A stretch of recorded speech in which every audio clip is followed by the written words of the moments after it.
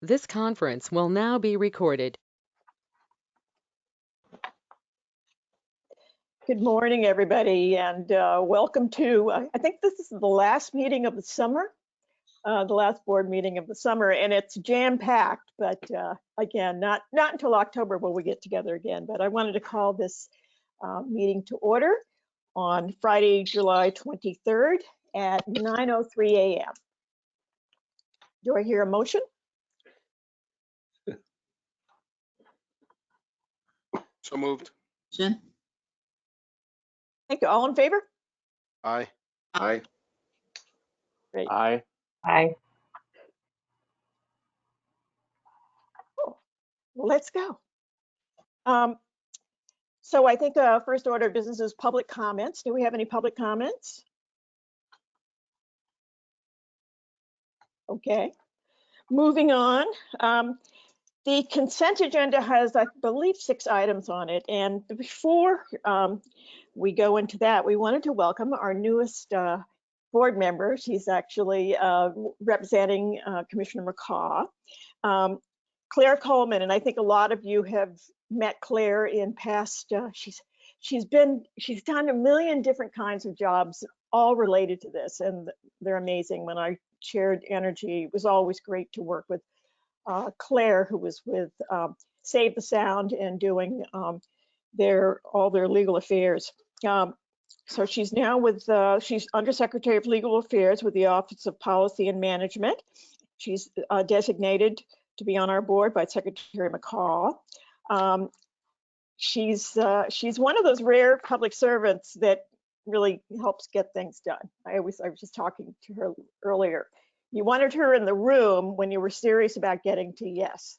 You know, get over the nonsense, understand the deadlines, bring in Claire. So we welcome you, and we feel very lucky to have you, Claire. Thank you so much for those kind words, and I'm really excited to be here. I've been a longtime fan of the Green Bank and the mission, and have been really excited to work with Brian and the team on the sort of Green Bank phase 2 with the new expanded scope. So really excited to be here as part of the board to help implement that. Great, excellent. Well, as I said, we're happy to have you. I think the first item on the consent agenda are meeting minutes.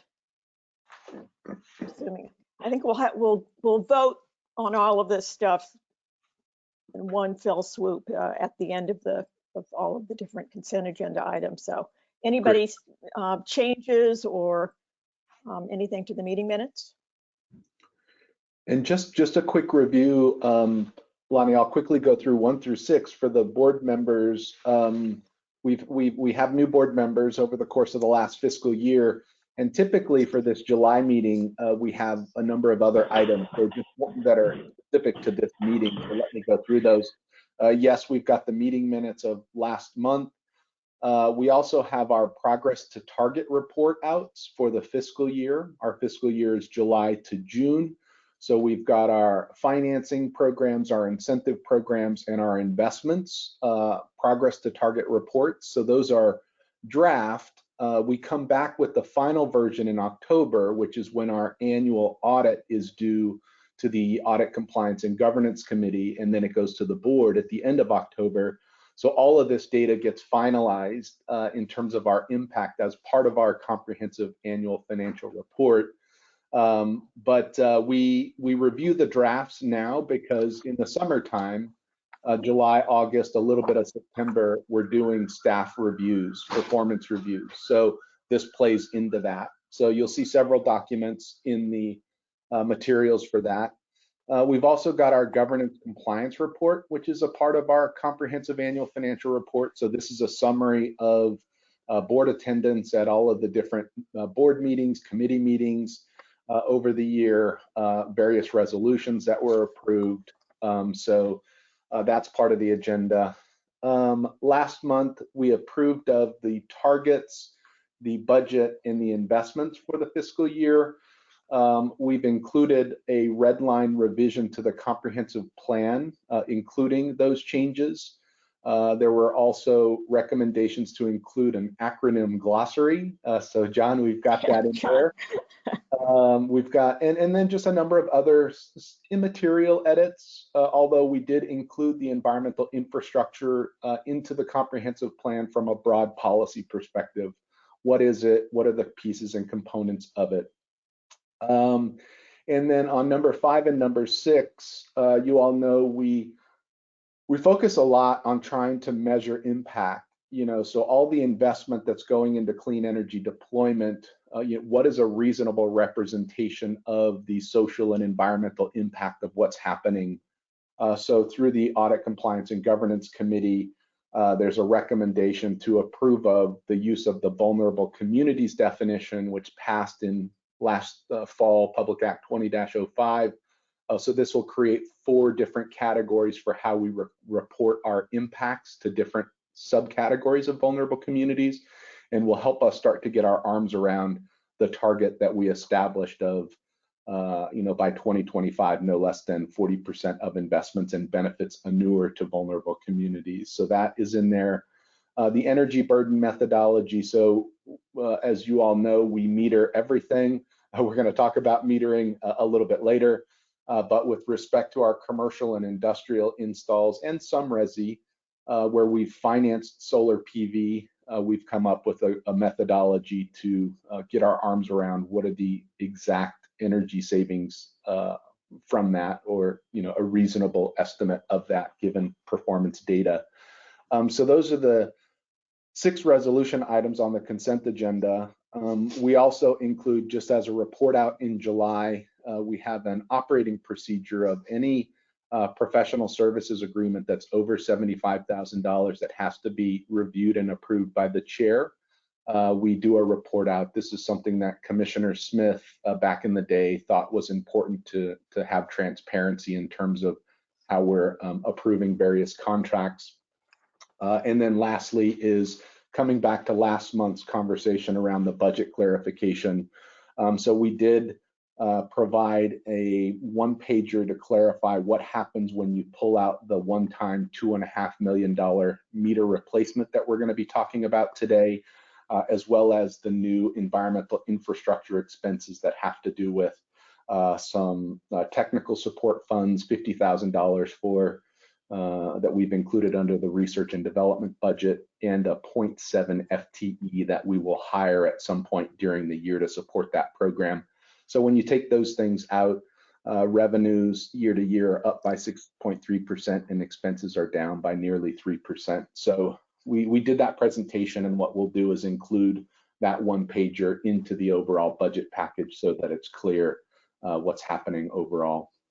But that's it. Just wanted to give a little bit more detail to the new members of the board. But if we can go back to the consent on resolutions 1 through 6, that would be great.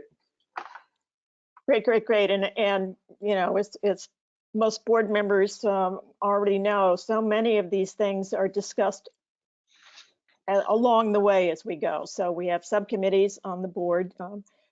Claire already knows this, but and they, we dive deep into this stuff. So it's not a first-time experience seeing all this, is I guess my point. So do I hear a motion to approve the consent calendar, items 1 through 6? So moved, John Harity. Thank you, John. A second? This is Brenda, I second. Thank you, Brenda. All in favor? Aye. Aye. Aye. Aye. Any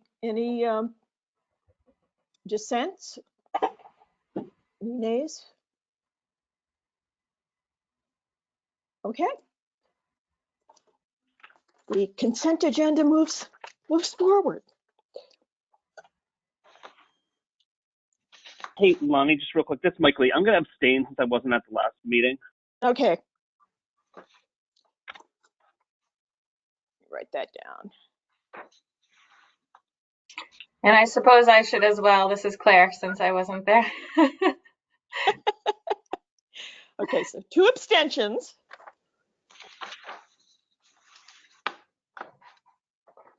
All right.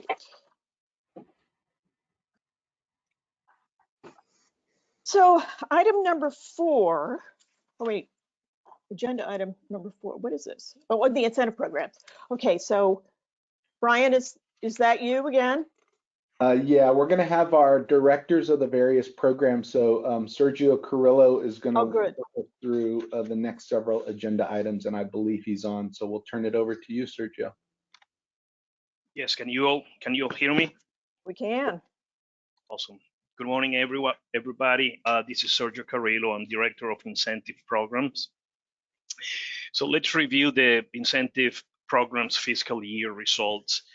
There were a total of 7,104 projects completed during the year, achieving 182% of the goal. That required $206 million of investments, achieving 194% of the goal. And that led to the deployment of 54.8 megawatts of clean energy, achieving 199% of the goal. In this table, you can see how each component of the incentive programs performed individually. The Residential Solar Investment Program, or RCIP and RCP, Smart E, and Solar for All programs, a partnership with Posigen. The reason we were able to achieve and surpass the fiscal year goals in such fashion was primarily due to the RCIP extension program, or RCP, that the board approved back in October of 2020, that allowed us to provide incentives for an additional 32 megawatts of residential solar PV capacity beyond RCIP. Some of the highlights are in terms of RCIP. During the fiscal year, RCIP reached its statutory target of 350 megawatts of project approvals. To this date, we have completed 341 megawatts of projects, with just 9 megawatts of projects that need to be completed, have been approved, but need to be completed.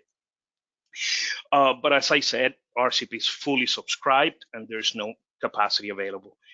On RCP, RCP is well underway and anticipated to reach its board-approved capacity of 32 megawatts by the end of August.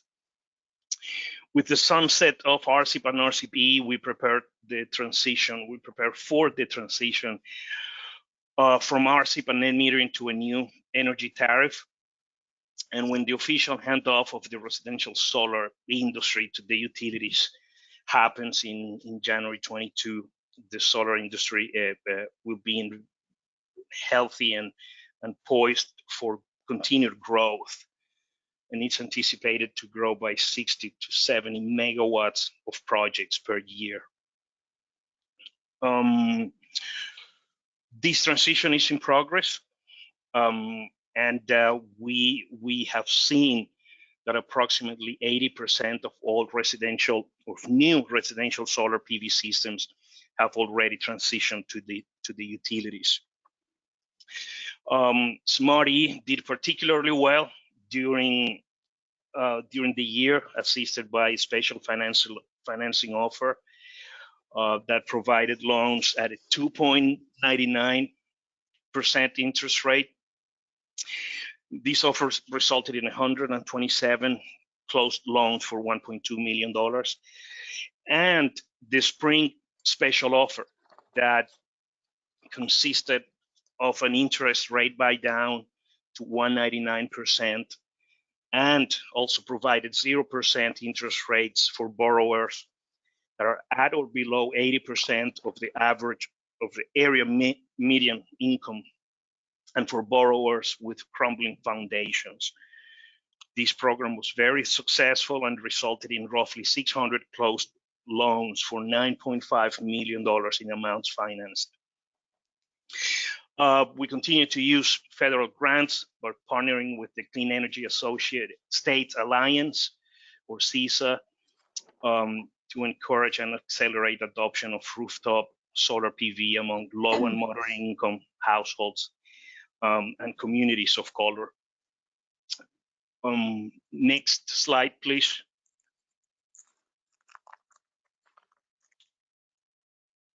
All right, is there any questions about these numbers?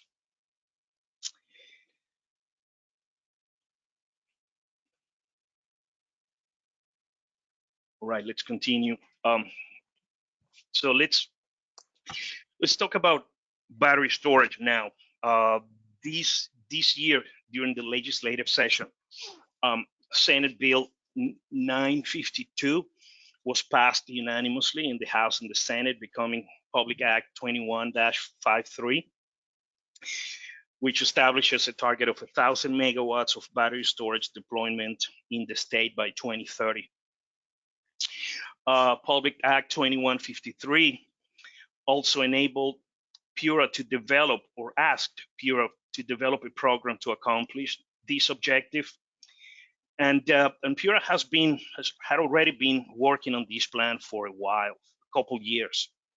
So as you may recall, we submitted our solarized storage proposal back in July of 2020. PURA issued a battery storage proposal in January of this year, and they issued a proposed final decision in this docket on July 1st of this year, just 3 weeks ago. It is anticipated that the final decision in this docket will be issued on July 28th, which is next Wednesday. In a nutshell, In a nutshell, PURA is proposing a battery storage program to deploy 580 megawatts of battery storage in the state by 2030, with a 50-50 split between residential and commercial and industrial customers. PURA's guiding principle with the program is to ensure access to underserved communities and to provide resiliency to customers and the electric grid.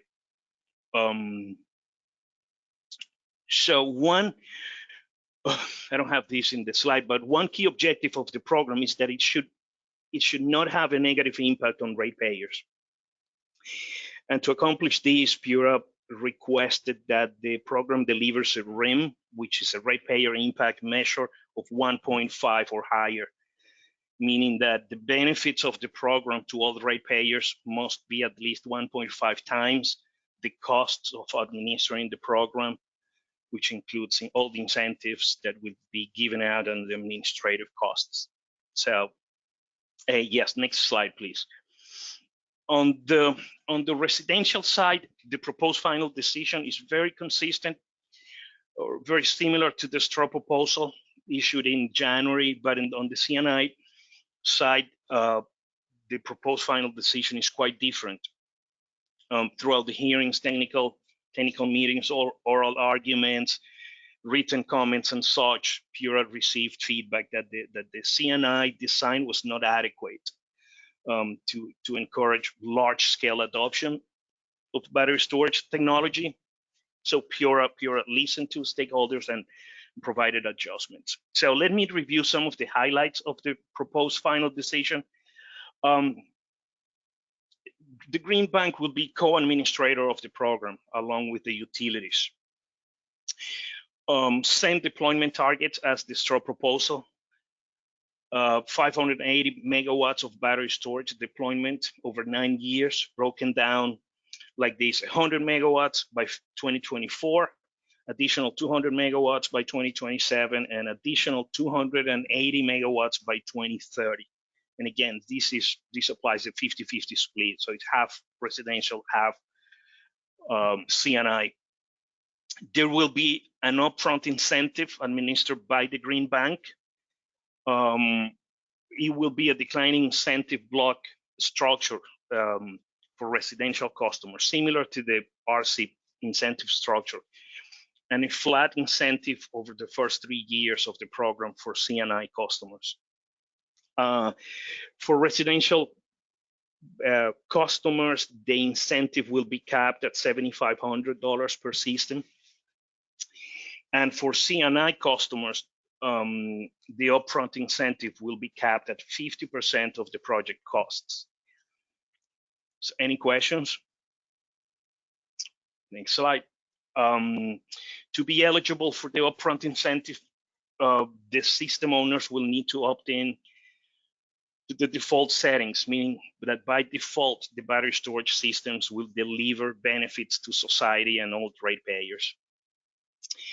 The program establishes additional adders for underserved communities, front-of-the-meter storage, grid edge customers, critical rather than someone junior like them. We need somebody that's critical facilities and C&I customers with fossil fuel generators. Again, this is very much in line with PURA's guiding principles. The Green Bank will be responsible for program marketing, for the communication and promotion of the program, the evaluation, measurement, and verification. EM&V will be the responsibility of both the Green Bank and the EDCs, the utilities. The proposed final decision includes 26 orders, of which 12 of these orders are to be delivered by September 1st. These orders include, among other things, program design, guidelines and documentation, incentive design for both residential and C&I customers, benefit cost analysis to ensure that the benefits to ensure benefits to program participants, program administrators, ratepayers, and society, a marketing plan, and others. We have assembled a team that will be working with Guidehouse and the utilities over the next few weeks to complete all this work. And lastly, from a timeline perspective, as I said before, the final decision is expected next Wednesday, July 28th. So stay tuned. Once all the parameters of the program are set, we will have to come back with our proposed budget. So that will likely be in October. Is there any questions about this? Hey, Sergio, Mike Lee. Just a question about, can you say anything more about what set it and forget it means? Does that, or is there any sort of like estimation about how many times, like, is it daily that the EDCs are going to use the battery? Is it weekly, monthly, or is it like a couple times a season, sort of like our, some of the traditional demand response programs? Yes, Mike, good question. Thanks for asking.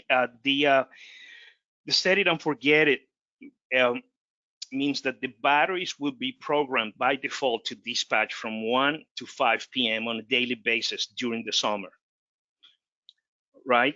And in exchange for that setting to be available, in exchange for being available from 1 to 5, they will receive the upfront incentive. However, that doesn't mean, or during active dispatch events, when there's something going on in the grid, the utilities that are controlling the batteries, they have full operational control of the batteries, will be able to override the passive dispatch and use the batteries to help the grid, stabilize, come back from a blackout or whatever it is. So yes, there will be a program to dispatch on a daily basis. However, the utilities will have the ability to override those settings in the event of a what is called an active dispatch event. Sergio, this is Claire. Just to follow up on that, that was really helpful. So then, in the case of a grid failure during a storm, what would the residential owner's ability to use that backup for their own house needs be, or is it solely to support the grid?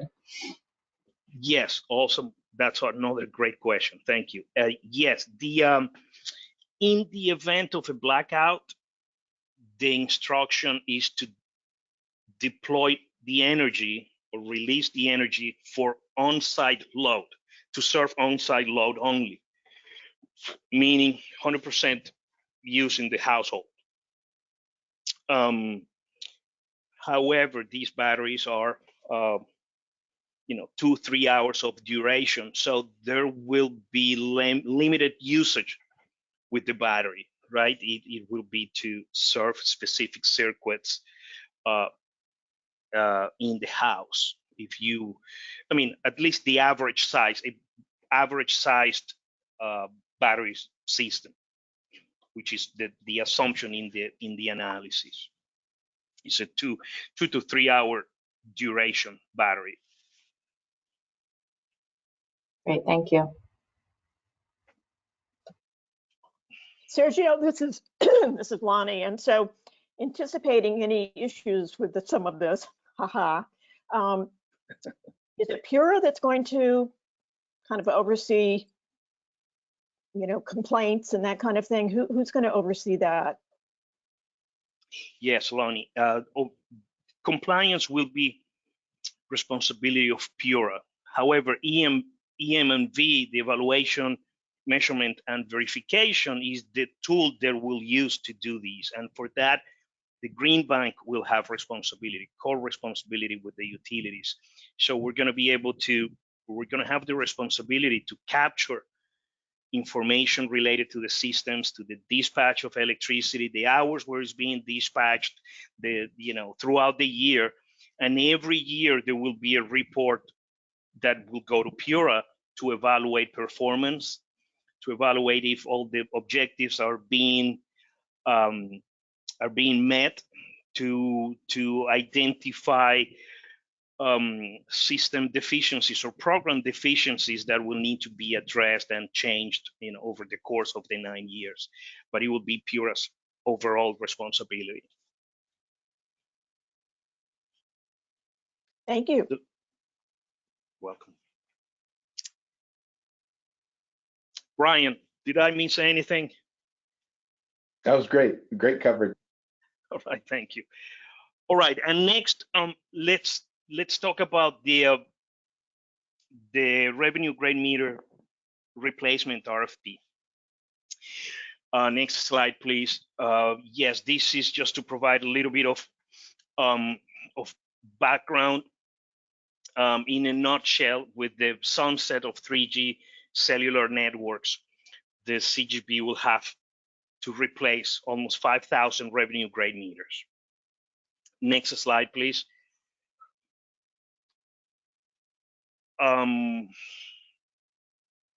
To accomplish this objective, we issued an RFP for the procurement and replacement of close to 5,000 revenue grade meters, as you can see in the table in the slide.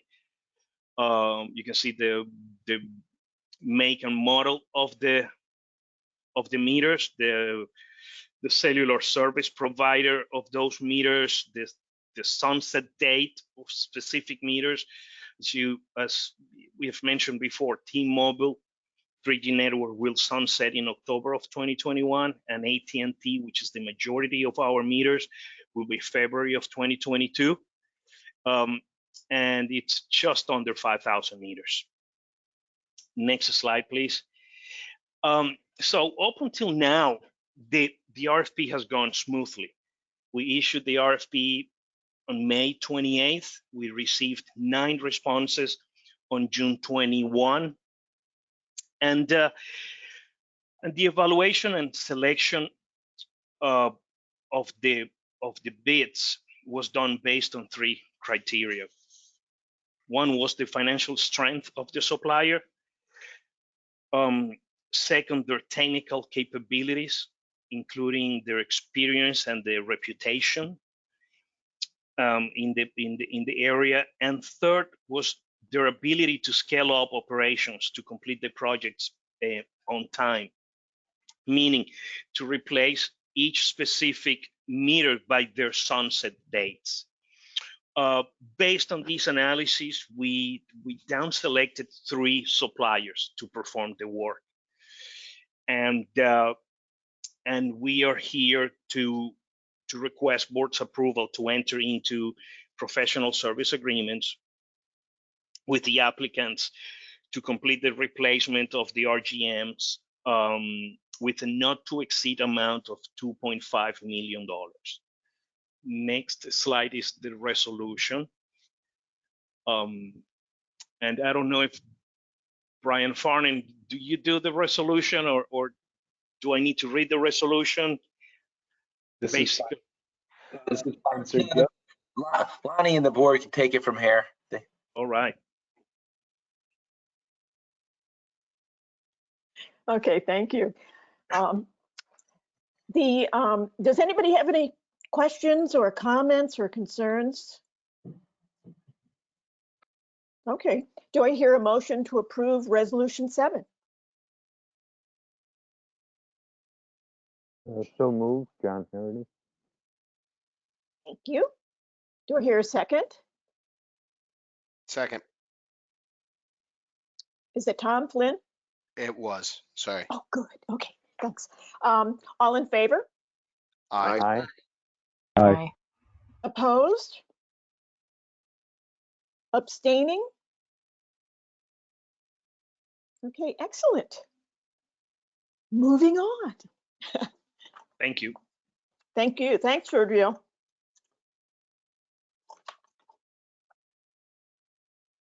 Okay, so now we're going to move from incentive programs to financing programs.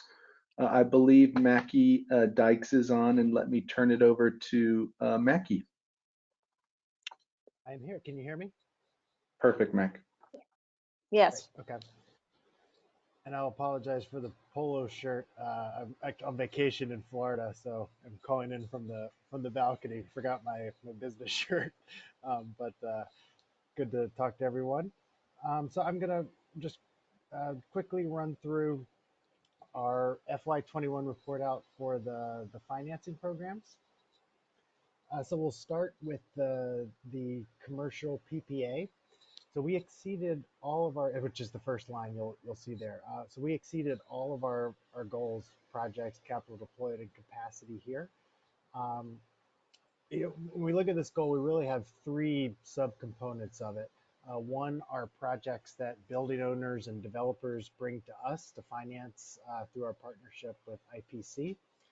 The second is our solar marketplace assistance project, Solar Map, which we also finance. Well, those consist of municipal and state projects. The municipal projects we finance with IPC. The state we put out to bid.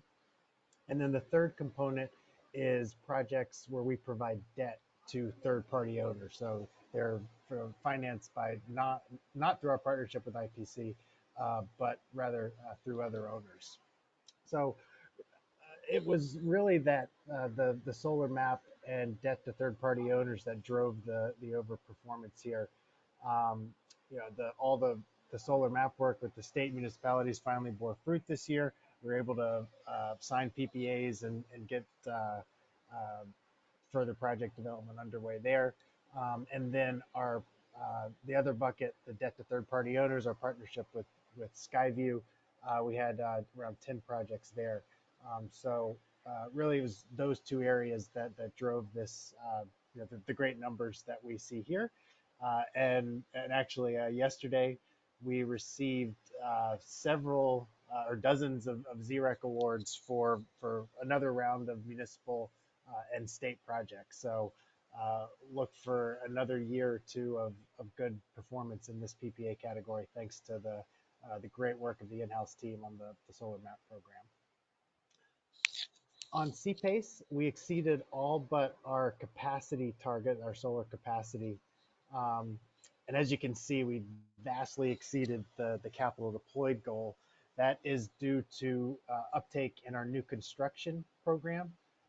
You'll recall, at least board members that were around then, we launched that new construction pilot just about 2 years ago. And new construction projects take a while to develop. CPACE is just one part of a complicated capital stack to get those done. And we're finally starting to see that program bear fruit here. We closed another CPACE lender Castle Green closed the largest CPACE deal in Connecticut in FY21. There's a new construction project in West Hartford, around 10.7 million. So, and then there was a handful of others. Those deals, which are, they tend to be larger. That's what's driving the larger numbers we see here.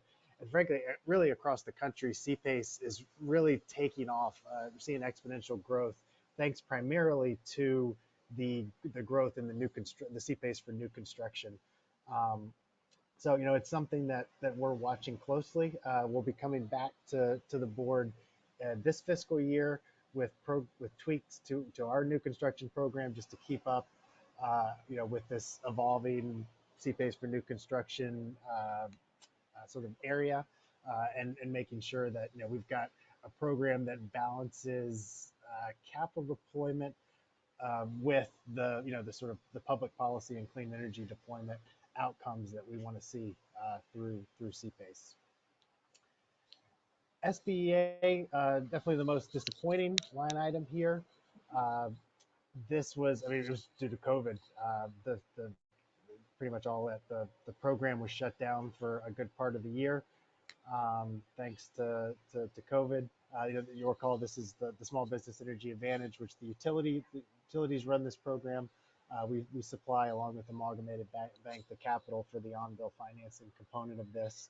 I think the utilities were just a little rosy in their program projections here, and when we'd be able to get that program reopened this fiscal year. Still, certainly the most projects we got done in a program this year, but still under what we wanted to see. And there's no capacity there because this is just an energy efficiency program. And then on the multifamily side, our health and safety loan, pre-development loans, and then our term, we had low targets here since the sector was affected by COVID. All the activity was in the multifamily term area, which, as you can see, we did exceed targets here.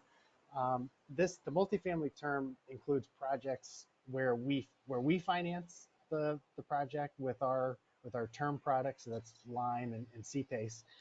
And this also include projects where we play a development role in the funding, and then the building owner ends up accessing other term financing.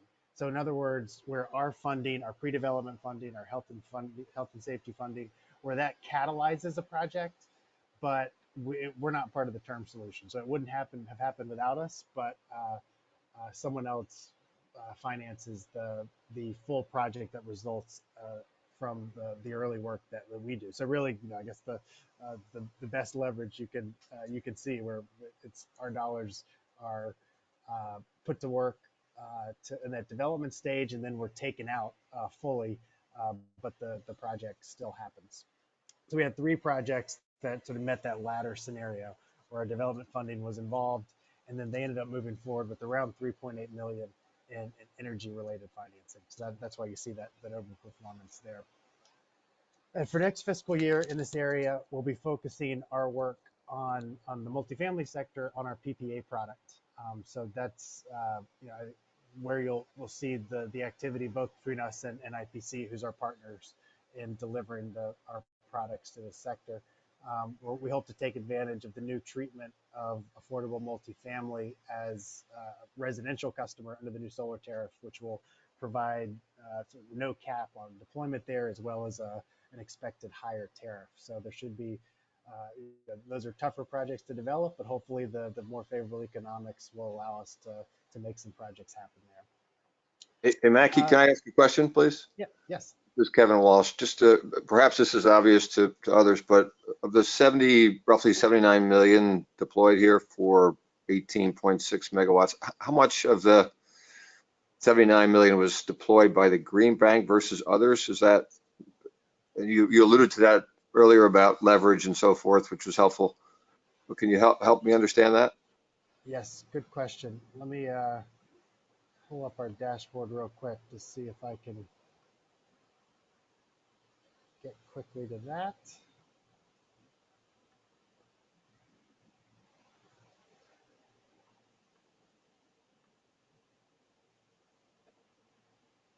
apologies. The internet's a little slow here. So that just under 20 million is CGB investment. Okay, great. So about a quarter of the total is our funding versus others, which is helpful. I would submit that that'd be useful to having a chart like this going forward, is to show the breakdown. And maybe you have it on a subsequent chart you're about to get to, but I think that's an important thing to show, is how we're leveraging our, again, you used that term earlier, which I think is great, leveraging our capabilities to prime the pump, but which is bringing other people's money to bear. Right? So great, yeah, that's a great point. I'll certainly do that in the future. It's we track lots of sub elements of these goals, and that's probably the most important one. And we have for FY22, we have both total capital deployed goals as well as green bank goals. So when we report out going forward, we'll include both elements of that. Because as we focus on our sustainability, that that becomes just an important metric as I think as the leverage ratio. Hey Mackie, this is Brian, and this is a note for Sergio too. Yeah, so going forward, so we do have this in the memo, on the progress to target memo of the green bank investment at risk versus private, but let's make it a point in the presentation to the board to pull that number out. So good suggestion, Kevin. Yep, thank you. Bert, anything you want to say on the strategic investments? That's sort of a line item tracking our, the things that don't fit well into this, and we didn't have any into any of our programs. And I think Eric is going to cover that in. Okay, great. So then across the board for financing programs, overperformance on the capital deployed goal, well underperformance on the project goal, which seems strange when you first look at it. That's due to the SBEA, just with 36% of the project goal reached there. Those are very small projects. The average size is around $10,000. So underperformance there from a capital deployed perspective does not hurt you as much. And it was well made up by the CPACE overperformance and the commercial PPA, where you have just much of the project size is just much higher there. So I'll pause there to take any questions. Mackie, this is John Harity.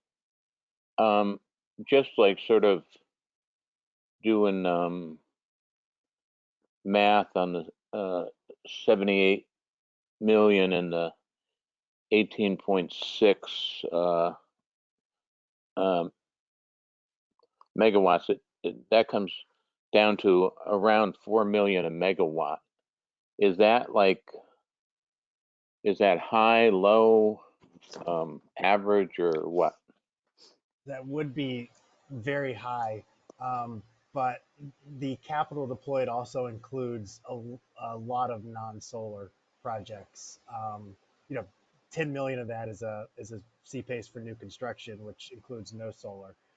So you can't. I'd have to, in terms of our average dollar per watt for solar that we see, you can't extract that from this chart due to the mixing of efficiency and solar. But I can tease those numbers out and send those to you. I could just say anecdotally on the map side, where we're actually the procurer of the solar, so we're in the driver's seat as to determining what the price is. We're seeing in the $1.60 to $1.75 per watt for those projects.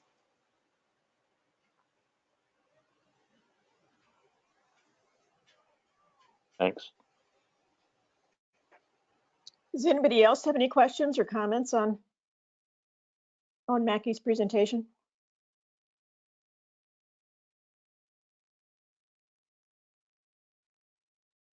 All right, well, thank you all. Thank you. Thank you. And so I think our next item is talking about our relationship with Sustainable Connecticut, and that's going to be Brian Garcia and Emily Basham.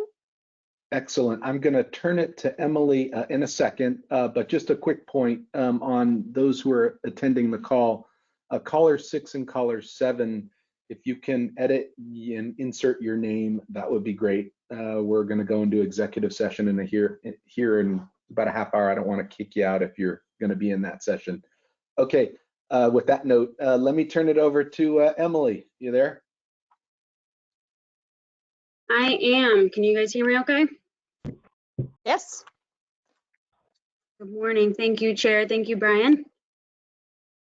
We are seeking board approval for a $125,000 grant to Sustainable CT on the basis of strategic selection, which would allow us to continue supporting Sustainable CT as they engage communities that are working on sustainability and to drive participation in green bank programs. As many of our board members know, we have a strong history of partnership with Sustainable CT, beginning with Green Bank staff's involvement in setting up the program in 2016, and really continued that support since the program launched in 2018. Since launching, 122 towns and cities have registered to participate in Sustainable CT's voluntary certification program. And by completing the sustainability actions in the program, municipalities can earn points towards certification. And so far, 64 towns have been certified. As highlighted in our comprehensive plan and supported by previous grant funds, Sustainable CT and the Green Bank are working together to provide communities with opportunities, more opportunities to impact their sustainability. So as a strategic partner, Sustainable CT has incorporated many of the Green Bank's programs directly into actions of their program. And with continued grant support, the partnership can really pivot from aligning our programs to actually accelerating municipalities' participation in our programs. Next slide. As I mentioned, we've provided grant support to Sustainable CT in previous fiscal years, including last year. We provided a $100,000 grant, $75,000 of which came from re-granting the Green Bank's Harvard Innovation and American Government Award. And to date, Sustainable CT, they have really expanded their certification actions to align with our programs. They've developed a lot of online resources to increase awareness of the partnership. And they've facilitated quite a bit of municipal outreach on behalf of our programs. So they've really become a significant outreach channel for the Green Bank's community engagement efforts. And they underpin our outreach strategy for the Solar Marketplace Assistance Program that Mackie mentioned in his sector review for towns and cities, Solar Map, which provides project development support for our Green Bank PPA. And it's also really underpinned our outreach strategy for communities participating in the CPACE and Solar for All programs. So past partnership has met and exceeded the goals that we've outlined in previous grant agreements. Some of those key outcomes are on the slide here.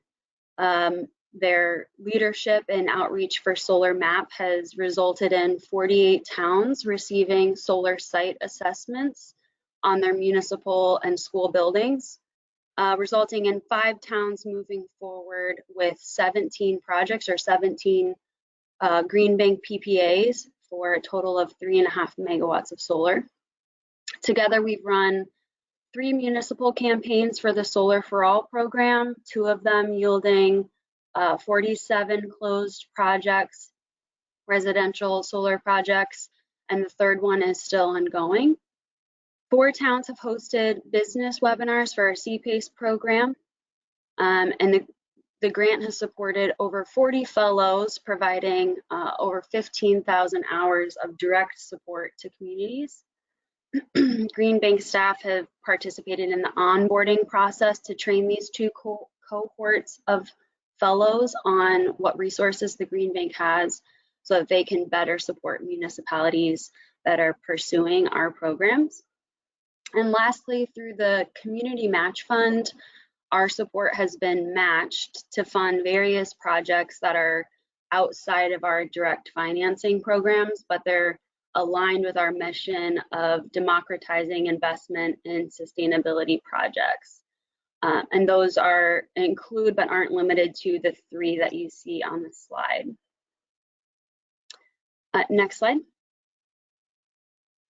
So for this year, we're proposing a grant of $125,000. This continued support would allow the partnership to really capitalize on opportunities that we're currently putting together and really accelerate the activity in our program. So the $125,000 proposed grant would be allocated as follows with, there's a typo on here, it's $25,000 for the Fellows Program, $50,000 matching grant for projects submitted into the Community Match Fund, and $50,000 for organizational support. We anticipate this support to continue generating awareness of our resources as more towns join the program. And we've actually increased the measurable impact that we anticipate by expanding the program goals we expect to reach through this new grant. So we've increased closed projects and leads for the solar PPA and CPACE program. We've included Smarty and battery storage as program offerings to focus on with the partnership, with goals to launch no less than 2 community-based campaigns for Smarty, and to develop a community-based marketing strategy for our soon-to-be launched battery storage program. In previous years, collaboration has really given us a lot of lessons learned, like how much engagement we can really expect in our programs, and the ways that we can adjust our approach engaging towns. For example, the successful uptake of the Green Bank PPA through Solar Map has showed us that the interest income for our PPA projects signed through this engagement can cover the cost of the grant. Last slide. So we're proposing this grant on the basis of strategic selection. Sustainable CT's expertise and experience is a special capability that can further the Green Bank model. Grant support for this fiscal year is a unique opportunity to really leverage the momentum that we've generated and heighten awareness of our programs to participating towns and cities. Our renewed emphasis on community engagement is really put into action through the Sustainable CT Partnership. And this would be a follow-on investment from previous to build on the connections with communities and human resources made available to municipalities through previous partnership. And the timeliness of this is important in renewing the grant so that the community engagement that our programs are kind of counting on for this fiscal year's goals is not interrupted. So to close, Sustainable CT is really, offers strategic importance for us in increasing our impact in municipalities as they become more sustainable. And this grant is really necessary to expand on what's existing, but also to increase the pipeline of projects for our programs. So with that, Brian, I don't know if you have anything to add, but happy to take questions. That's it. Excellent. Thank you. Hi, I had a question. This is John Harity. I'm just wondering, given the amount of money versus like other things that that the staff now has the ability to approve. Why do we need to vote on this? You know, as opposed to other things that just the staff can green light without approval. You know what I'm saying? Yep. Yeah, that's a good question. You got it, Emily? All right, well, let me take a stab at it. Thank you for the question, John. So last month, the board approved strategic partners. Within the strategic partners was Sustainable Connecticut. And as you might recall from the schedule, what we do is we include a measure of whether or not the strategic partner was selected through an RFP or through a strategic selection. Given our, and in the case of Sustainable Connecticut, they were selected through a strategic selection, as Emily went through back on this slide here. So given our operating procedures, and that the fact that they are a strategic selection, we thought, and Brian, feel free to weigh in here as well, that bringing this back to the board as a strategic selection was good process. But point taken. Correct. No, I think that's spot on, Brian. This is Lonnie. I have a question, kind of a logistical question. And actually, we were just down here for the signing of the infrastructure bill by the governor in Guilford, and we're talking about the flooding on Route 146, which is a 13-mile route that connects Branford and Guilford, and it's a scenic road. It now floods at high tide in key areas. So it's been an ongoing discussion, and so it was announced this week. After I think Representative Sean Scanlon announced that they're working with DOT. So the town is now going to work with, actually in Branford's been brought into it as well, with DOT to create a management plan to figure out what to do. Well, there's a bridge there, so there's a project that bridge needs to be repaired, but that road needs to be elevated. I mean, some stuff needs to happen. And I'm just wondering, I didn't hear any mention of any environmental entity involved in that at all. Is that something that Sustainable CT would automatically be involved in, since it's two municipalities working with DOT?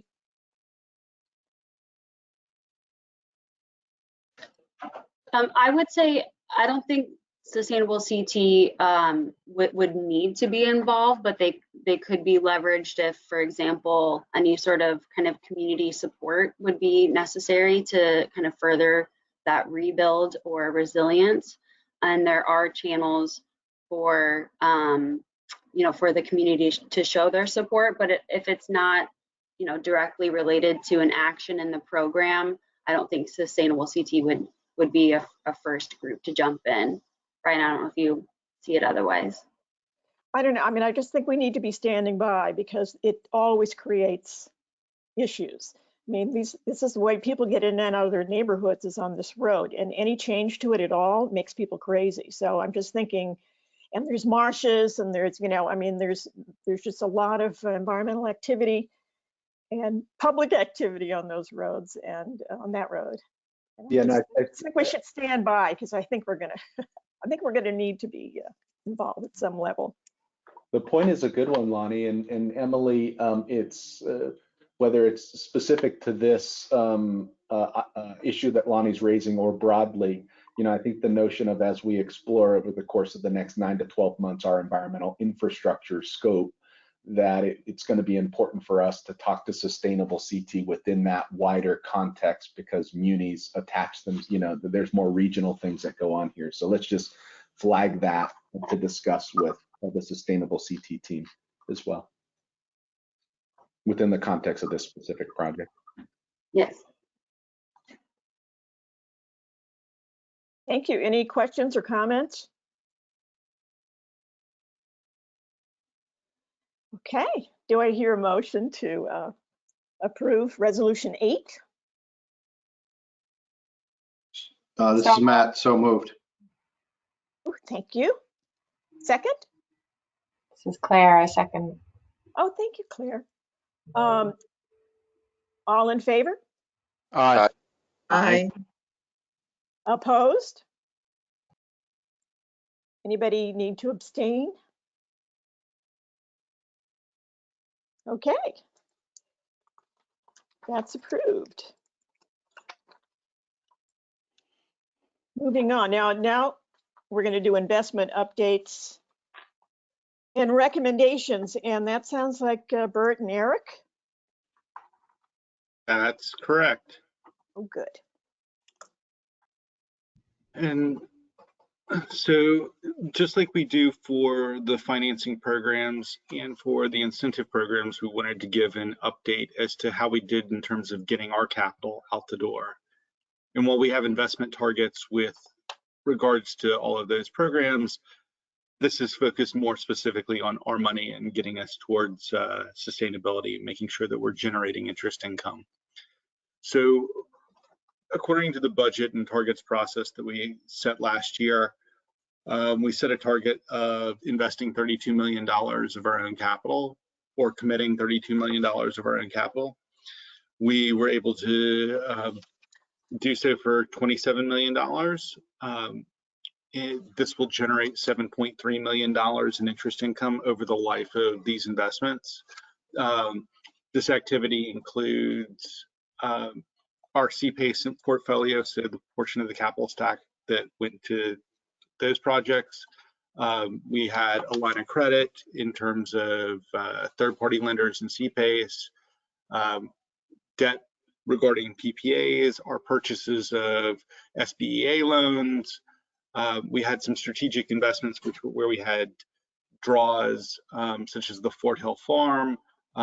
We reorganized the Groton fuel cell, although that remained virtually unchanged in terms of cash out the door for the year. We had some unexpected activity that came up in the middle of the year that wasn't part of the original budget, such as the Clean Fund repurchase and our refinancing of Polymer. We had an extension of a loan for Cargill Falls. And finally, we had some working capital lines with Inclusive Prosperity Capital.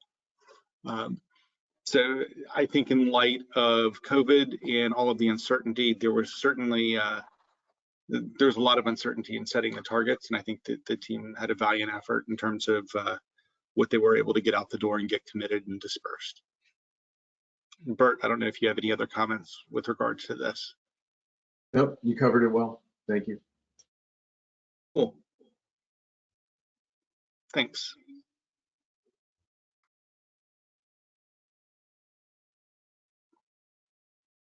Okay, any questions, comments?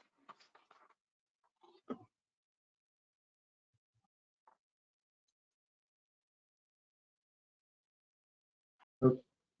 So that's resolution 9, right? There's no resolution on that one, Chair Reed. It's just an update.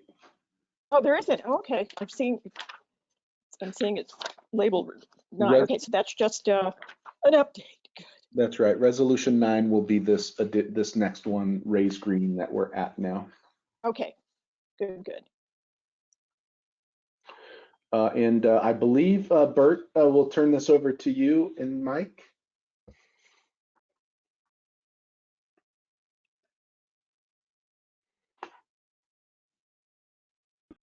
Uh-oh, Bert and Mike?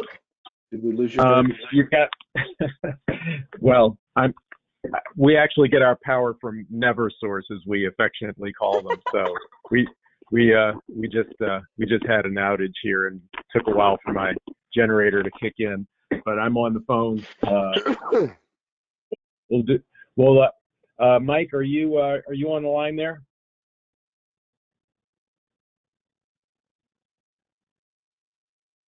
Hello, Mike. Hi, can you guys hear me now? Yeah, we can hear. Yes. I just want to preface this by saying I think we're a little bit behind schedule, so we're promptly be. Sure. I'll try to be expeditious about it, but good morning, everyone. Very excited to present this proposal that we received through our Capital Solutions RFP, which has been up for over a year now. It's a proposal from a company called Raise Green, which specializes in what's called regulation crowdfunding. And that's an SEC regulated framework that enables companies to offer and sell securities with crowdfunding by using an SEC registered intermediary like Raise Green. And I think, as Bert and Brian can attest, that accessing crowdfunding has long been a goal of the green banks. This would allow individual retail investors to participate in the green economy at significantly lower entry costs than traditional routes. For example, like our Green Liberty bonds, the minimum purchase price there was $1,000. Here, we would be able to drive that minimum down to as little as $100. So quite a tenfold decrease in that barrier to entry. So with that goal in mind, we're requesting approval to enact a pilot program with Raise Green, where we would issue up to $2 million of mini bonds over a 2-year period. So that would be potentially $250,000 per quarter. Each issuance would have a maturity of only 1 year and be obligations of a taxable green bank subsidiary. The bonds themselves will be backed by revenues from our SBEA loan revenues.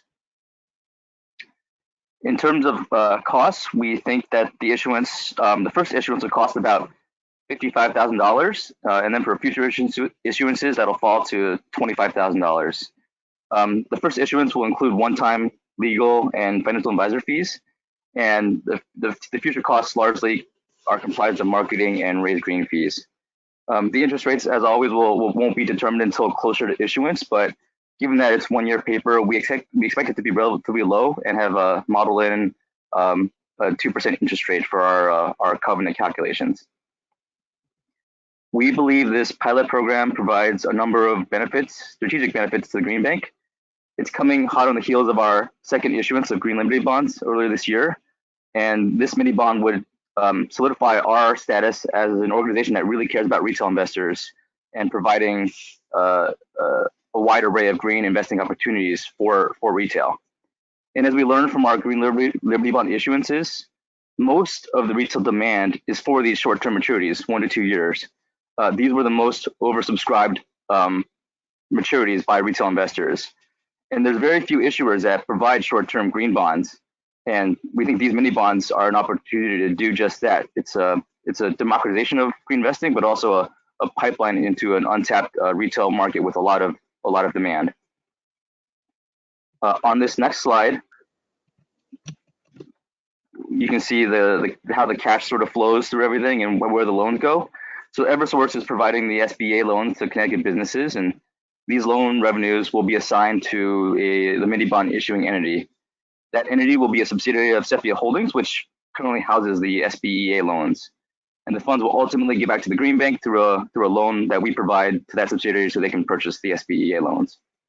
And then you see the mini bonds and the retail investors down in the lower right-hand corner. Hey, Mike, this is Kevin Walsh. Quick question for you, if I may. Mm-hmm.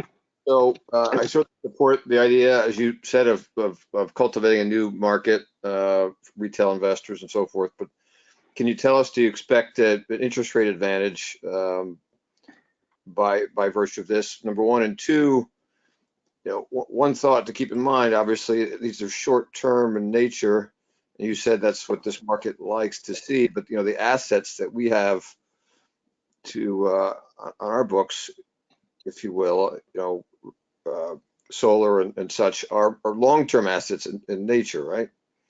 So a bit of a mismatch, and interest rates are low now. So what do you think about those two issues to balance here? So in terms of the actual revenues backing these bonds, those are our small business energy advantage loans. Those we model those out, and those actually are less long term than some of our other assets like CPACE and solar. These revenues, as they exist today, sort of peter out in 2 to 3 years, and in total are providing about $2 to $2.5 million of loan revenues.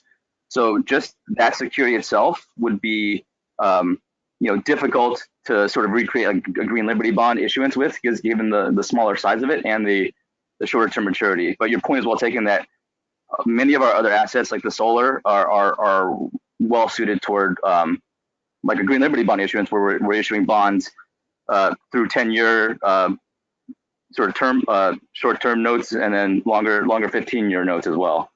But these SBA revenues are more suited toward a much more short-term focused instrument. Okay, that's very helpful. Well, then what do you think about the interest rate versus going to more of a wholesale market? So we think, I mean, so these bonds wouldn't be rated. So unlike our Green Liberty bonds, so there's going to be a premium priced over our Green Liberty bonds. Our 1-year Green Liberty bond priced at 0.35%, and we're expecting, you know, sort of a 1 to 2% range here. So it's still, you know, it's going to be a premium over that route. But I think the benefits we're gaining are ours. More of the being able to go in and say, okay, we've created these mini bonds. There's very few issuers doing that. Retail investors are able to participate at much lower costs. And you know, I think the premium that's paid on that maturity is, you know, that's one of the costs of doing business to trying to access these markets. Okay, but obviously we need to be careful not to do too much of this, I would think, because of that premium. That's a pretty significant premium. Well, let me step in here, Mike. Yeah, Kevin, we've modeled this out just at a very generous interest rate for modeling purposes. We're going to the pricing on this is going to be at some delta over, say, the 1-year CD rate that, you know, otherwise these investors would be able to access. Whether we have these bonds rated or not has actually yet to be determined. It will be based a little bit on timing and our discussions with either Moody's and S&P, because it's going to be issued out of an SPV. You know, we actually think that the cash flow coverage is certainly worthy of a good rating, of an A rating, but we'd have to see what we could attain if these are going to be small issues. So to the extent that we actually achieve a rating, that would enable us to make the pricing even finer. But I think the point here is we're trying to explore a new market. We're not going to be going whole hog raising capital at certainly what is a premium to what we can get in other markets. That's helpful, Brian. That's really my only point, to be mindful of that. On this slide, you can see that this is how we, as Bert alluded to, we feel these are really strong credits. We conducted a couple of debt service scenarios to see how much cushion is provided by the SBA revenues. And here we modeled out the 8 quarterly $250,000 issuances over 2 years. So the full 2 million being issued using that 2% interest rate. And you can see here that the first scenario, where we think is the most likely one, where you know, the subsidiary will continue to get future SBA loan tranches assigned to it to support the bonds. The DSCR is comfortable throughout at 5 to 6 times. In the second scenario, we cut those tranches by half. And you can see that's still a quite comfortable margin. And then finally, we looked at what if we don't add anything else and use only what we do have, what would happen. And the DSCR is above 2 for 6 of the 8 tranches, and only the tail end is seeing that pressure as the loan revenues hit their maturity. So in this scenario, you know, we could always choose not to issue bonds at the end if there haven't been any future tranches contributed to the SPV, or we can adjust the issuance size to make sure that the coverage ratio is adequate, because, you know, there's no one's going to buy the bonds if, you know, if it's going to be a overly tight credit scenario here. And then finally, a little bit about Raise Green. They're a relatively new company, but so is really regulation crowdfunding, which only became legal in 2016. Raise Green was established a couple years later in 2018, and then licensed by the SEC for regulation crowdfunding in 2019. They're a good standing member of FINRA that recently passed their annual review, and they've been very active in the mini bond space over the last year and a half, when they started issuing their first their offerings. they've completed 6 offerings and have issued over $2 million of mini bonds. So, it's not eye-popping numbers, but again, it's a relatively new space, and we expect the crowdfunding to grow exponentially in the coming years. So it'd be great for the Green Bank to get a foot in the door early and be a leader in the space. So with that, I'll open up to any more questions and request the approval to proceed. This is Matt. I have a question.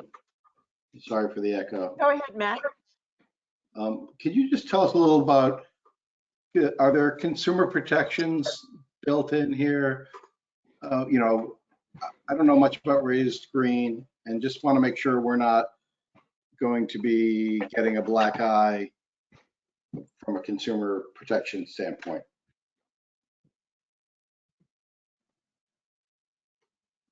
Well, so under SEC rules, so the SEC has protections in place. So everything has to be placed through an SEC approved and registered intermediary like Raised Green.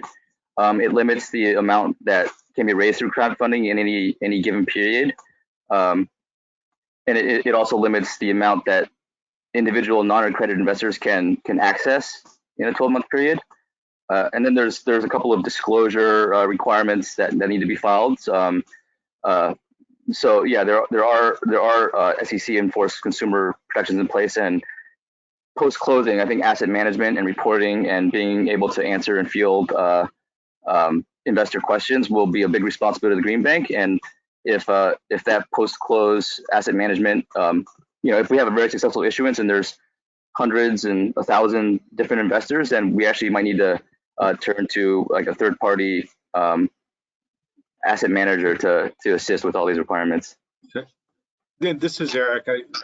Having been the one who's been looking in the post-close obligations of the Green Bank, there are consumer protections in terms of record keeping and how we handle interaction with any of these investors post-close.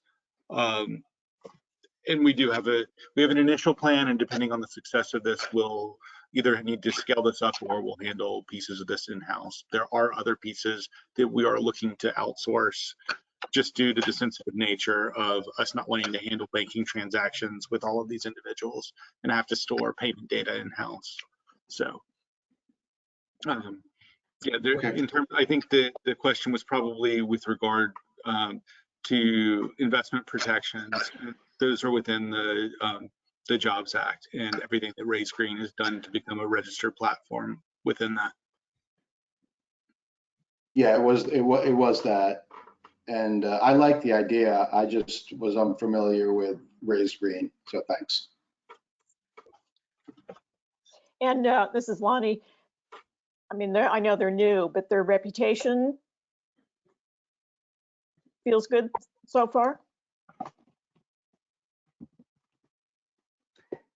Yeah, they're I mean, amongst this mini bond space, I think they're quite an up and coming company there, and all of our they've given us their previous issuers' contact information to reach out to and do reference checks, and everyone has been quite happy with how Raised Green has handled and executed these transactions.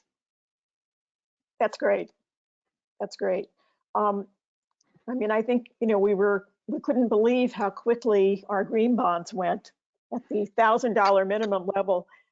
They were snapped up immediately, and that was the ongoing question. Don't you have cheaper ones? How can we get in, to democratize the process, as you say, is really good.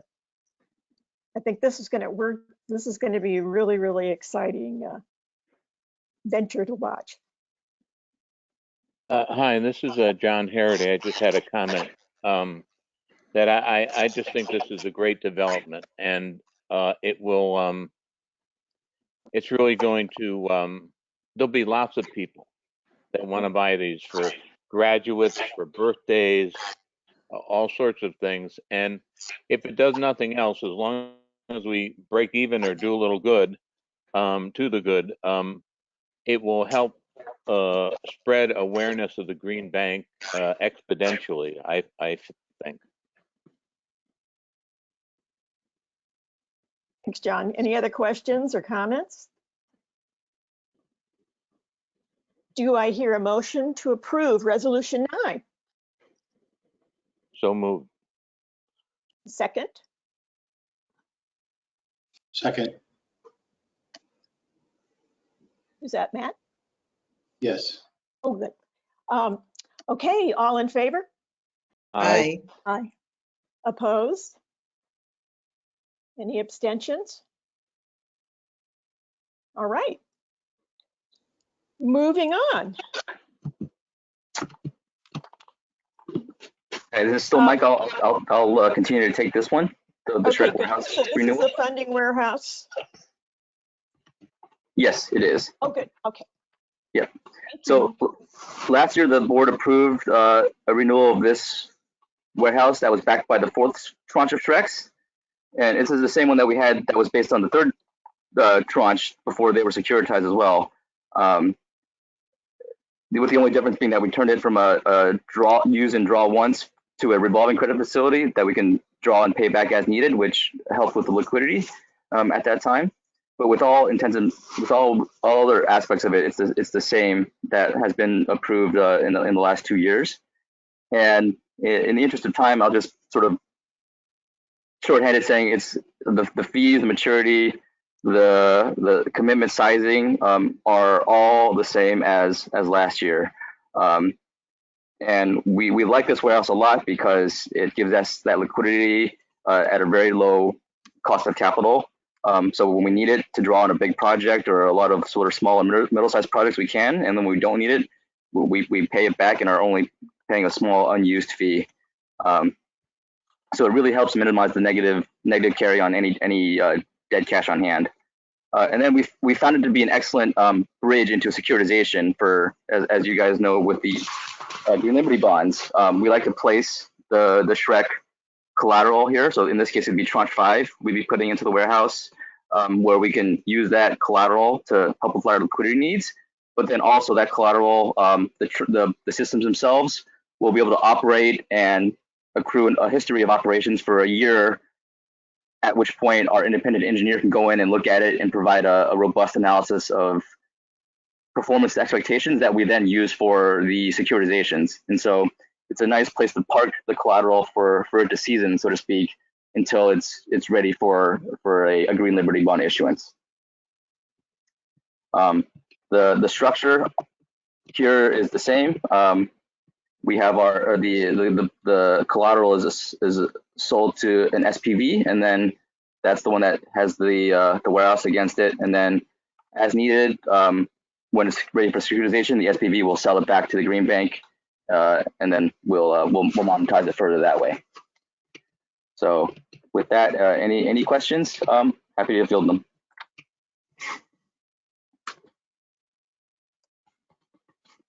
No questions? Everybody, was somebody trying to ask something? Okay. Do I hear a motion to approve Resolution 10?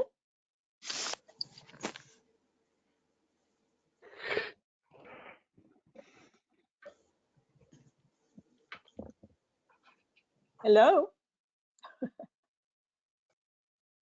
Okay. This is Claire. Thank you, Claire. A second? Kevin Walsh, seconds it. Thanks, Kevin. All in favor? Aye. Aye. Aye. Abstentions? All opposed? Excellent. All right.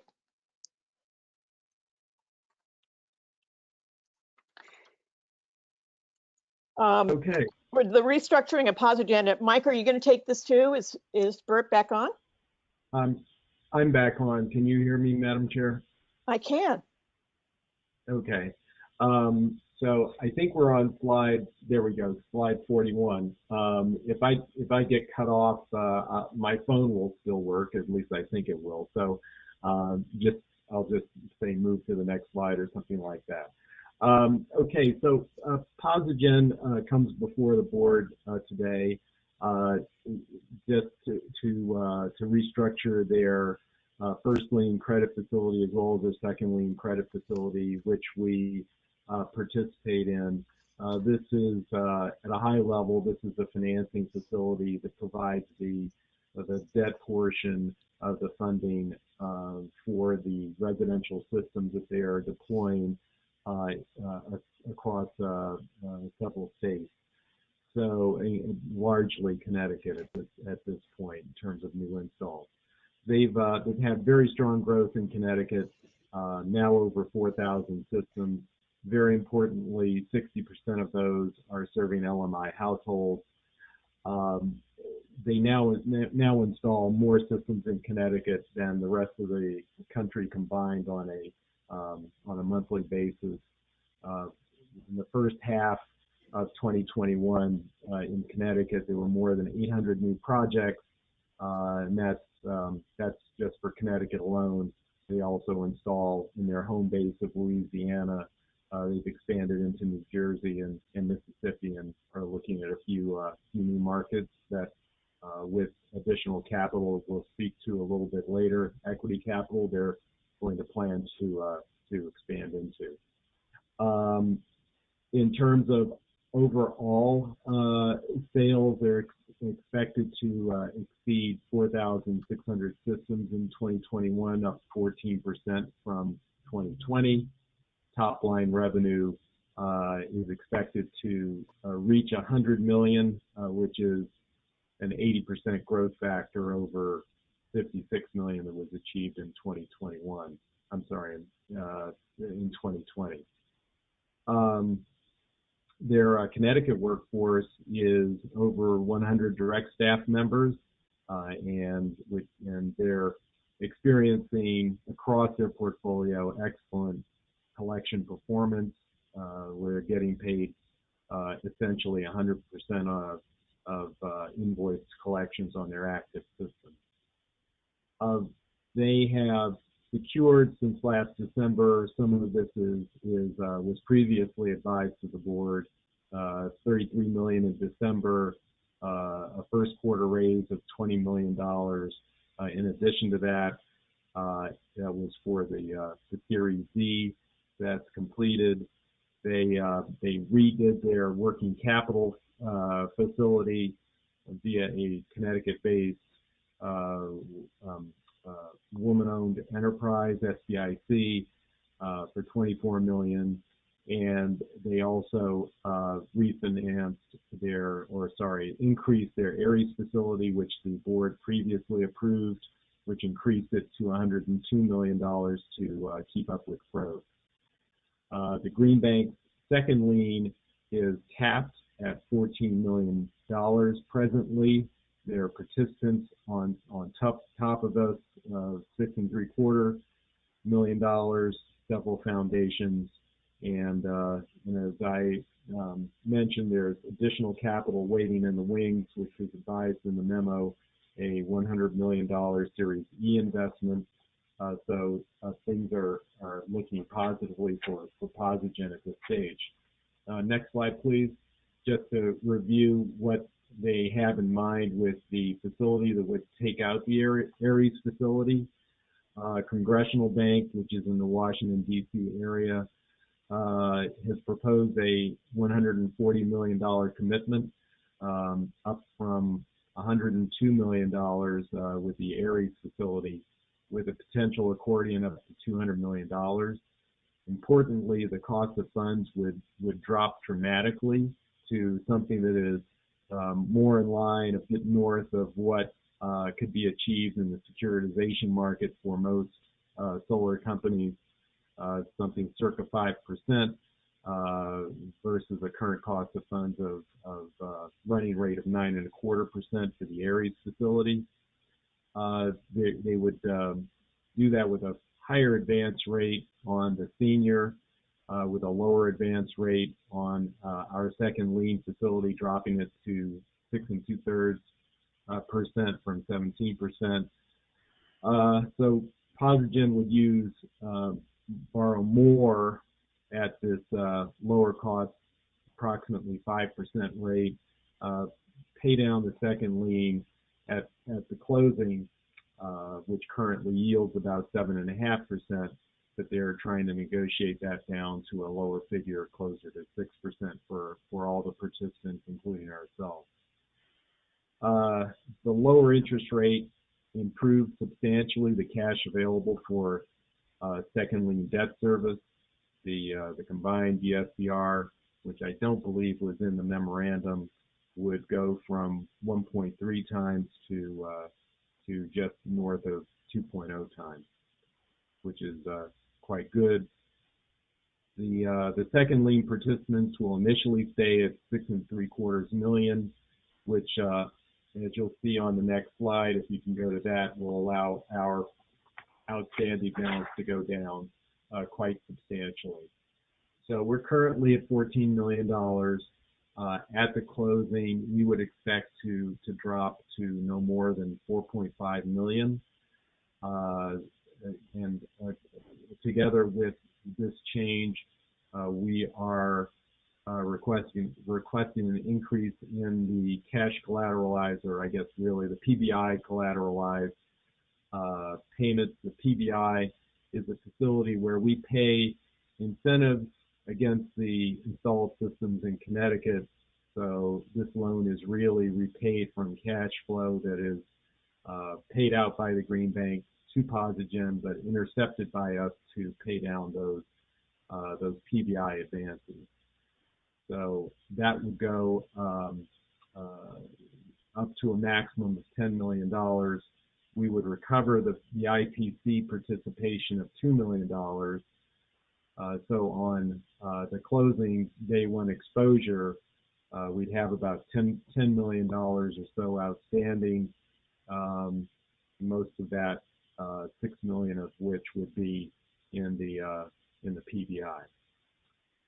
So that's the overall picture. Happy to take any questions from the board.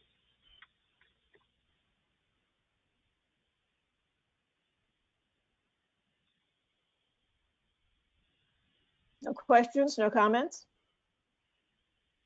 Okay. Hi, this is Adrienne speaking. Go ahead. Hi, Yeah, Adrienne. hi. Guys, I wanted to ask you about the future, because you've got a lot of stats up here about what they have done. Are we looking toward expansion, or are we looking towards kind of a status quo? What's the future in terms of the volumes that they'll be dealing with, and what control do we have over that, if any? We don't have any control over their deployments. We do know that they are they're delighted with the Connecticut market. They are planning on transitioning as the RCIP is ending to the tariff program, which has yet to really be defined in terms of how the utilities are going to have their portal ready to take on those new projects from all installers, not just Posigen. But they're looking forward to that. They're also looking forward to, as a resiliency play with low and moderate income families, the deployment of battery storage and taking advantage of that program in Connecticut as well. So they're full speed ahead on Connecticut. Thank you. You're welcome. Any other questions or comments? Okay, do I hear a motion to approve Resolution 11?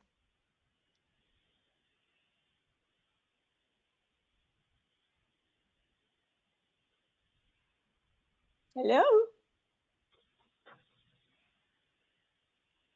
I'm still awake, so I could have. Oh.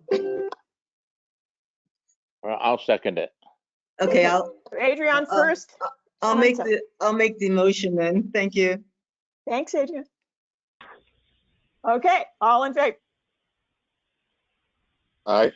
Aye. Opposed? Abstaining? Anybody abstaining? Okie doke.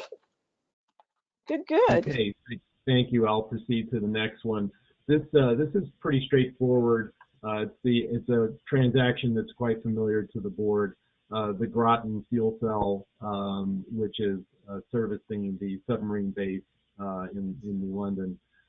So the issue here is that because the signing of various interconnection agreement documents, some of which require the signature of the U.S. Navy, and they have quite a lengthy process that they have to go through anytime that there is an extension or a change of dates.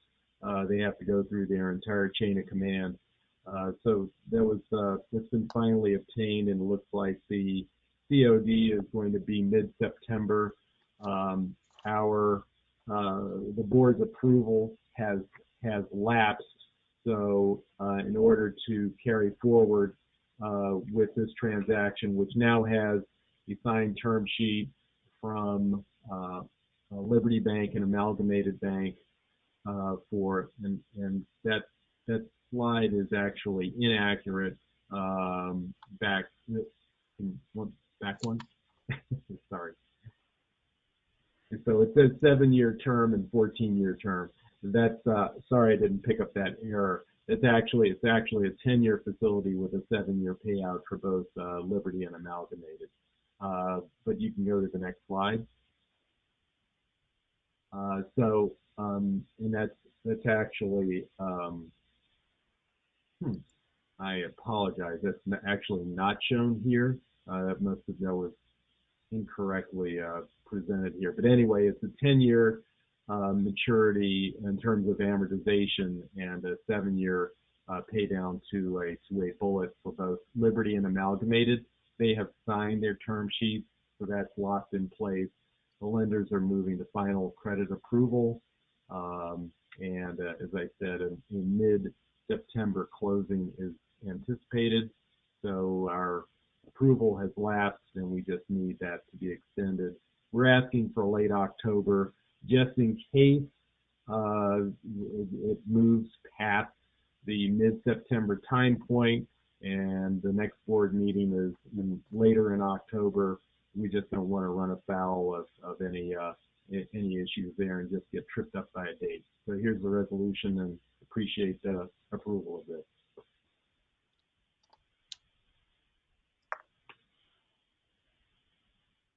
Bert, can we have the updated information, as you said, the corrected one? I mean, just I'll going correct forward. that. I'll correct that in the deck. Great. It's actually correctly presented in the memorandum, but I pulled the wrong column in putting the deck together. Okay. Good. Lonnie, this is Matt. Go, I Matt. just have to abstain because I think we worked for one of the banks on this deal. Okay. My office. Yeah. Do I hear a motion to approve Resolution 12? So moved, John Harity. A second? Second, Claire Coleman. Oh, thanks, Claire. Okay, all in favor? Aye. Aye. Opposed? Oh, okay. Opposed? Abstentions? Matt. And Matt's abstaining. Okay. Well, then it's approved. Moving on. All right, so just this is Brian, just wrapping up here before we move into executive session. So I wanted to provide an overview of the process to develop our comprehensive plan as it applies to our new scope expansion, environmental infrastructure. As you're aware, as a result of the passage of Public Act 21-115, an act concerning climate change adaptation, the Green Bank scope expanded beyond clean energy to include environmental infrastructure, the definition of which includes water, waste and recycling, climate adaptation and resiliency, agriculture, land conservation, parks and recreation, and other environmental markets. So quite an extensive tool for the modernization of our state's environmental infrastructure. It also creates an environmental infrastructure fund, which essentially is in statute to ensure that there's no commingling of funds. The Clean Energy Fund and the usage of Regional Greenhouse Gas Initiative allowance proceeds cannot be used for environmental infrastructure. So the EIF, or the Environmental Infrastructure Fund, was established by statute. It, of course, increases our board membership. We are now excited to have Claire Coleman on board, representing Secretary McCaw on behalf of the Office of Policy and Management. It increases our Special Capital Reserve Fund from $100 million to $250 million, which supports the credit quality and the higher quality issuance of our bonds. It establishes bond terms of up to 25 years for clean energy and up to 50 years for environmental infrastructure, both of which shall not exceed the useful life of the project. It also includes reporting, so we now have to report to the Banking Committee as well as the Environment Committee. But one of the things that it also requires is, just like our clean energy requirement, is that we develop a comprehensive plan. So what I wanted to do is just quickly lay out what the plan is to develop our comprehensive plan, so that we come back to the board in June of 2022 with the pieces that will help formalize how we're going to move into this environmental infrastructure space. So just starting off here at a high level, I just want to say that DEEP, the Department of Energy and Environmental Protection, is a critical partner. I would say a primary stakeholder with respect to implementing the environmental infrastructure element to our new mission. But that's also to say that, you know, the mission of the Green Bank, which is to confront climate change, is going to be front and center. So when we look at the definition of environmental infrastructure, climate adaptation and resiliency will be a priority given our mission. So the relationship with DEEP obviously will be upfront. We're going to meet with the teams, the bureau chiefs, and the deputy commissioners across the organization to help us think about what stakeholders we should be reaching out to, what policies are in place, what targets are in place to help us think about further planning out. There are going to be a number of governance items that we're going to have to address from our resolutions of purposes, bylaws, operating procedures, ethics policies, and a number of other things that Brian is working on as we speak, along with our intern, summer intern, Lindsay, this year. We're going to be ready for the audit, compliance, and governance on the board meetings in October to present those recommended changes. We're also going to have accounting treatment for how, just to ensure that we're not commingling funds. So we will propose that to the ACG committee in October as well. And it's the goal to have a position description for the director of environmental infrastructure for the October 22nd meeting. So a number of different deliverables coming to that meeting, which, as you all know, is when the comprehensive annual financial report or audit goes to the board. We're also going to dig into the bond capability. You know, having a 50-year bond is a significant financial tool. So we will be working with our bond advisor and counsel to help us think that through. What are the opportunities? What are the challenges of that? And again, hope to have an overview of that by October of this year for that board meeting. We're going to spend the predominant part of the year engaging a number of stakeholders, being very methodical with engaging, inclusive, getting their perspectives on how they see the Green Bank's role with this new piece. We're going to focus on, as I noted, climate adaptation and resiliency. And to that end, as noted in the memo, we have received technical assistance support from the EU, the European Union, and the US Climate Alliance to help us think about resiliency. Working with DEEP and the Department of Insurance and CIRCA, the Connecticut Institute for Resilience and Climate Adaptation, to build more of that technical assistance into this planning process. As we've done in the past, we'll hold a strategic retreat. We've got our feelers out. Hopefully we'll be returning to Pocantico in the late fall. And then ultimately, we hope to come to the board with the draft comprehensive plan to discuss at our June 2022 meeting. So that's the process. We've got a resolution in here, Resolution 13, which is really to help me set expectations with stakeholders that we're in the process of developing a comprehensive plan. So just to set expectations with them that we're going to be in this for, the next 9 to 12 months. Happy to take any questions. Brian, it's Matt. I think it would be good to extend the dotted line on the ACG or governance amendments out, because after you have the stakeholder engagement and as we develop the plan, we may need to tweak those documents. So maybe a dotted line extending governance out. Cool. And two, it would be nice if we could have a ACG meeting before the October meeting, so we're not seeing the drafts for the first time at the meeting. Okay. We got that, Brian. We'll take a look at September. Right now, they're pulling them together, so they'll be pretty much done, I suspect, within the next 2 to 4 weeks. But yeah, we'll take note of having a short special meeting in mid to late September on draft. Thanks. Good idea. Hi, this is John Harity. I just want to, I talked with you about this before, Brian, but I just want to say it within the board meeting that I'm really, I'm concerned about mission creep, that we try to do so many things that we lose focus, and this is with all due respect to the Green Bank staff, but it's just like, this is really big. And so I hope that we can keep the focus still on climate change, reducing carbon, and these things are just are supportive of that. Great. Yeah, duly noted, John.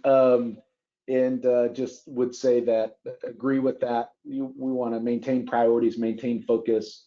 Our foray into battery storage as improving resiliency of clean energy deployment will kind of be where we'll hang out in the near term, just to make sure we're focusing in on climate adaptation and resiliency. But yeah, point taken.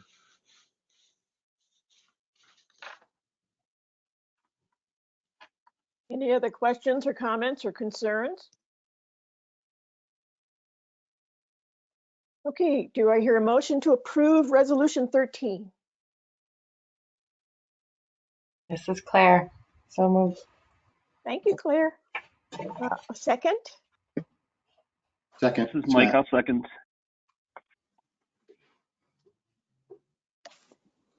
Okay. All in favor? Aye. Aye. Aye. Aye. Opposed? Abstentions? Okay. Approved. Excellent.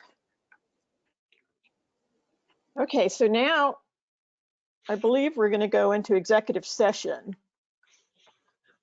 That's right. So procedurally, we're going to have the board have a resolution to go into executive session for confidential related matters. Brian, you may want to help me reframe that. But I'm going to ask that the attorneys for Cargill Falls in the leadership of Polymer Precision stay on. I think I've got Chris Gallick, Mario Yoko, and Keith Varian on the line. So we will invite them into the meeting. If I could ask other members who aren't on the staff to drop off, we are going to pause the meeting and regroup in executive session. Brian, anything else you want to add? No, we should do a vote to go into executive session, and the reason that we should give is regarding disclosing of documents that are discussion of commercial and other financially sensitive information not required by statute.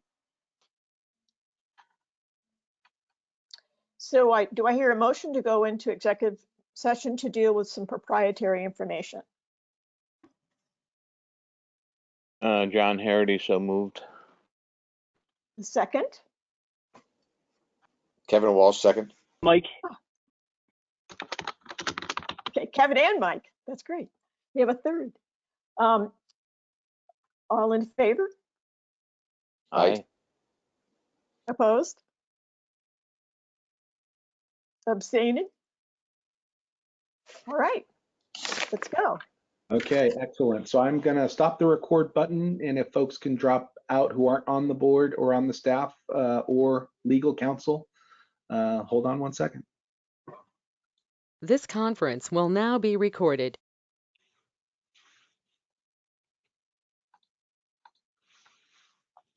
Okay, back in public session, and we're dealing with resolution 14. Do I hear a motion to approve resolution 14?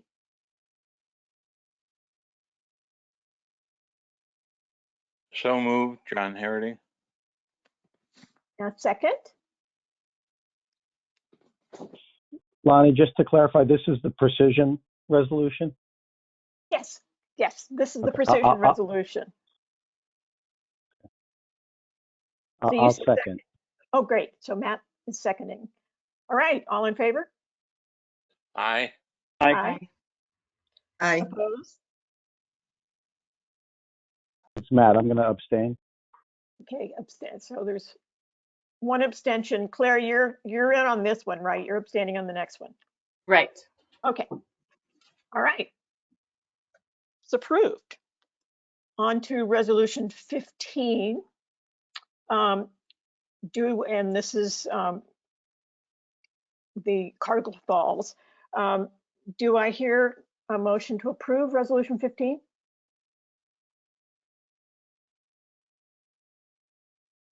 It's Matt. I'll approve. I'll move to approve. Oh, thank you. A second? I'll second. Oh, thank you. Okay, all in favor? Aye. Aye. Aye. Aye. Opposed? And abstention? This is Claire. I'll abstain given my new role here. Okay, thank you. All right, do we have the count though? We're good? All good. We have 6 in the quorum, and yep, all set. Oh, okay.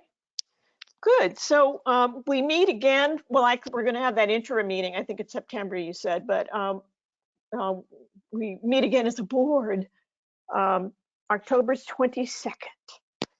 So try to have fun in August. So thanks, everybody, and thanks for hanging in there. This was a really long one. And do I hear a motion to adjourn? So moved. Amen, John Harity. Okay. All in favor? Aye. Aye. Aye. Aye. Bye. Opposed? There, people are just desperate to stay. Okay. Bye, everybody. Thanks so much. Bye-bye. Bye all. Thank Have a you. great weekend. Bye-bye.